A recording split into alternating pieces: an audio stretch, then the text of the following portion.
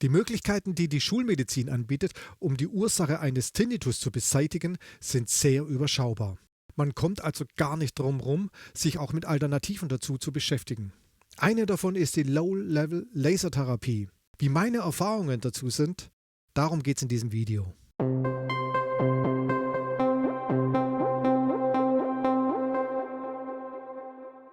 Bis vor ein paar Jahren wurde Tinnitus überwiegend mit Infusionen behandelt. Dazu hat mir der HNO, bei dem ich die ITC habe machen lassen, gesagt, dass das nicht mehr gemacht wird, weil nachgewiesen ist, dass es kaum was bringt. Mittlerweile werden als erste Maßnahmen Cortison-Tabletten verschrieben, Prednisolon. Bei mir war das genauso. Dann hört es aber mit dem Know-how bei den meisten HNOs auch schon auf. Zumindest ging es mir so. Deswegen an dieser Stelle schon mal der Hinweis, solltet ihr Probleme mit Tinnitus, Dysakusis, Hyperakusis oder auch Morbus Meniere haben, sucht euch einen HNO, der nachweislich Erfahrungswerte mit dem Themenbereich hat. Das kriegt man im Idealfall über die Internetseite des jeweiligen heraus. Ich habe in einem früheren Video ja schon ausgiebiger erzählt, welche Therapien ich alles so machen lassen habe. Eine davon war die Lasertherapie, auf die ich eher zufällig gestoßen bin. Ich habe dann viel recherchiert, was aber zunächst erstmal ein bisschen demotivierend war, weil das meiste, was ich gefunden habe, eher negativ besetzt war. Prinzipiell ist es so, dass die Low-Level-Lasertherapie zunächst erstmal gar nicht für diese Innenohrüberlastungssymptome entwickelt wurde, sondern allgemein als Schmerztherapie. Ein gewisser Dr. Lutz Wilden, ich meine in den 60ern, hat sie dann entdeckt für die Innenohrsymptomatiken. Der sitzt mittlerweile auf Ibiza, was jetzt natürlich nicht so richtig um die Ecke ist, wenn man sich da mal behandeln lassen will. Aber es gibt auch ein paar, wenn auch nicht viele Ärzte, zum Teil sogar Niedergelassene, die das anbieten. Ich persönlich habe das große Glück gehabt, dass in Hamburg ein Heilpraktiker sich auf Innenohrproblematiken spezialisiert hat und die Lasertherapie anbietet. Das Grundproblem bei der Lasertherapie ist, dass sie im Normalfall eher negativ besetzt ist. Das liegt zum Teil auch daran, dass sie relativ teuer ist, was man natürlich selber bezahlen muss. Als ich danach gegoogelt habe, habe ich auch kaum Erfahrungswerte dazu gefunden. Egal von welcher Richtung es kommt, ob es jetzt nun verteufelt wird oder ob es hochgejubelt wird, es gibt ja für alle Richtungen immer wieder Studien, die dann belegen können, warum diese These jeweils richtig ist. Auf jeden Fall hat das alles dazu geführt, dass es bei mir lange gedauert hat, bis ich mich dazu durchringen konnte. Aber ich kann jetzt schon sagen, ich habe es nicht bereut. Ich habe dann ja unterschiedlichste Sachen gemacht, wie zum Beispiel ja auch Akupunktur oder auch die ITC und auch Psychotherapie. Aber dieses Thema Lasertherapie hat mich nie losgelassen und immer wieder beschäftigt. Irgendwann war ich dann an dem Punkt, wo ich mir gesagt habe, ach, was nutzen mir die ganzen Bewertungen? Ich werde es erst wissen, worum es geht, wenn ich es selber ausprobiere. Und das habe ich dann gemacht. Wie ist denn jetzt die prinzipielle Philosophie? Ich bin dann zu dem Heilpraktiker gegangen, der mir als erstes erzählt hat, dass ich das mit dem Chronischen komplett vergessen kann. Die Lasertherapie kann auch nach Jahren das Innenohr regenerieren, sodass der Tinnitus leiser werden kann, vielleicht sogar ganz weggeht. Er selber hat mir die Geschichte erzählt, dass er auch seit seinem 15. Lebensjahr Tinnitus hatte, nach einem Konzertbesuch. Und lange damit leben konnte, dann wurde es immer schlimmer und ist dann wieder auf die Suche gegangen nach Möglichkeiten, hat dann seinerseits die Lasertherapie entdeckt und nach 2 Jahren war es dann von einem unerträglichen Geräuschpegel nur noch Rauschen. Ich gebe das jetzt einfach mal so weiter, das kann man glauben oder nicht. Für mich klang das damals plausibel und ich habe mich dann dazu entschieden, das zu machen. Aber wie soll das funktionieren, dass das nach 20 Jahren noch was bringt? Prinzipiell soll es wohl so sein, dass der Laser Energie zuführt ins Innenohr und diese Energie das Innenohr dann wieder regenerationsfähig macht. Also ich habe mir das dann zum Beispiel bildlich so vorgestellt wie jetzt Pflanzen. Ne? Ich habe neulich bei mir wieder die Blumenkästen auf dem Balkon gesehen. Dann haben die so richtig die Köpfe hängen lassen. Zu trocken, zu viel Sonne. Wasser reingegossen. Eine halbe Stunde später waren die wieder aufgerichtet. Ist ja auch eine Art von Energiezuführung. Also das ist für mich so ein Bild, das ich dann im Kopf habe. Also vielleicht sind da ja dann so abgewehte Wiese mäßig dann diese Nervenzellen, diese Hirnnerven, die ja platt sind, also da gibt es ja mehrere Bilder dazu, die das also zeigen.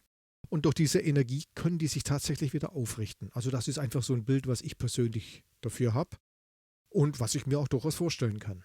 Prinzipiell, und das ist jetzt nicht nur bei der Lasertherapie so, heißt es ja, wichtig ist, dass was passiert, wenn man eine Therapie beginnt. Es kann auch durchaus sein, dass es sich erstmal verschlechtert, das heißt zum Beispiel lauter wird.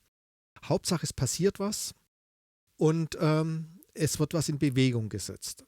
Der Heilpraktiker hat zu mir auch gesagt nach der letzten Sitzung, als ich dann gegangen bin, Herr Kolb, es kann sein, dass es erstmal lauter wird, es ist sogar relativ wahrscheinlich, aber, und das ist auch wichtig, das dauert, über die Monate wird es leiser werden. Also das war Faktum für ihn. Da gibt es gar nichts dran zu rütteln. So, wie geht das Ganze jetzt eigentlich ab? Es waren 10 Sitzungen. Bei jeder Sitzung wurde jedes Ohr jeweils für 30 Minuten bestrahlt. Auf eine Liege gelegt, dann wurde der Laser justiert direkt vors Ohr, angeschaltet und nach einer halben Stunde ging es dann ins andere Ohr und nach einer Stunde war das dann vorbei. Was ich auf jeden Fall sagen kann, ist, es wurde sofort warm im Gehörgang und ich habe schon gespürt, dass da gleich was in Gang gesetzt wird, was auch immer. Das hat sich zum Beispiel drin geäußert, dass ich Geräusche, die in meiner direkten Umgebung waren, also zum Beispiel das Knarren der Tür, war gleich um einiges präsenter. Und wenn ich dann nach den Sitzungen die Praxis verlassen habe und rausgegangen bin, dann war auch die ganze Umgebung, also die Umgebungsgeräusche, auch sei es der Wind, sei es irgendwelche Vögel, die gezwitschert haben oder Autos, die vorbeigefahren sind, gefühlt direkter, lauter. Und der Heilpraktiker meinte dann zu mir, ich solle dann auch die Stöpsel gleich wieder reinmachen, damit die Energie arbeiten kann, die da drin ist. Es gab dann auch durchaus Entwicklungen, die ich als Nebenwirkung, unangenehme Nebenwirkung beschreiben würde. Also zum Beispiel nach der zweiten Sitzung, die ich da gemacht habe. Das war schon so, dass nach einer Stunde, 2 Stunden nachdem ich wieder rausgegangen bin, sich meine gesamte rechte Gesichtshälfte komplett entzündet angefühlt hat. Und dann im Laufe, also innerhalb von wenigen Stunden, die Hyperakusis unfassbar laut wurde. Also unfassbar laut, also sprich wehgetan. Also kleinste Geräusche haben dann wirklich schon wehgetan. Das war aber dann nach 2 Tagen oder ungefähr nach 2 Tagen wieder vorbei. Das ist auch der Grund, warum ich sagen würde, man sollte das, wenn man es macht, wirklich nur machen, wenn man die Möglichkeit hat, in die Ruhe zu gehen und auch Stress vielleicht zu vermeiden. Also vielleicht ist es nicht ganz so günstig, wenn man voll im Betrieb ist, sondern vielleicht sollte man gucken, dass man in der Zeit, wo man das macht, ein bisschen Ruhe hat. Also es gibt natürlich verschiedene Möglichkeiten. Bei mir war es so, da ich ja vor Ort war, also ich konnte da ja ganz normal wie zu jedem anderen Arzt täglich hin, hat sich das über ein paar Wochen hingezogen. Also ich war 2-mal die Woche da. Wenn jetzt Leute von ein paar 100 Kilometern angefahren kommen, um das zu machen, dann wird es auch durchaus mal in eine Woche reingepackt. Und ich würde schon sagen, dass man auch gucken sollte, dass man ein paar Tage schon zumindest so weit wie möglich hinterher Ruhe haben sollte. So, und jetzt zum Wesentlichen. Bin ich der Meinung, dass es mein Tinnitus leiser gemacht hat? Ganz klar, ich kann es nicht sagen. Und das liegt einfach daran, da ich ja in einem Zeitraum von einem halben Jahr, 3/4 Jahr, mehrere Therapien habe machen lassen. Es ist halt so, dass nach, sagen wir mal, 2 Jahren mein Tinnitus und auch meine Hyperakusis ja wieder, also die Hyperakusis ja ganz weggegangen ist und der Tinnitus mittlerweile oder ja auch schon länger wirklich nur noch so ein ganz kleines Rauschen ist, was ich kaum wahrnehme. Aber ich kann halt leider nicht sagen, welche Therapie oder ob alles zusammen oder in welchem prozentuellen Anteil welche Therapie dafür zuständig ist. Das kann ich leider nicht sagen. Ich habe aber schon den Eindruck, dass die Lasertherapie da auf jeden Fall einen Teil dazu beigetragen hat, wenn nicht sogar wirklich maßgeblich. Aber was ich mit Sicherheit sagen kann, ist, dass was passiert. Also es wird sofort was in Gang gesetzt, also das spürt man oder das habe ich gespürt. Sollte von euch jemand Erfahrungen damit haben, vielleicht auch ganz andere, schreibt das gerne in die Kommentare. An dieser Stelle natürlich der Hinweis, dass das hier kein medizinischer Ratgeber ist. Ich teile mit euch lediglich meine Erfahrungen und meine resultierenden Gedanken daraus. Wenn euch das Video gefallen hat, Drückt den Abonnier-Button, dann bleibt ihr auf dem Laufenden. Ansonsten wünsche ich euch erstmal alles Gute und bis zum nächsten Mal.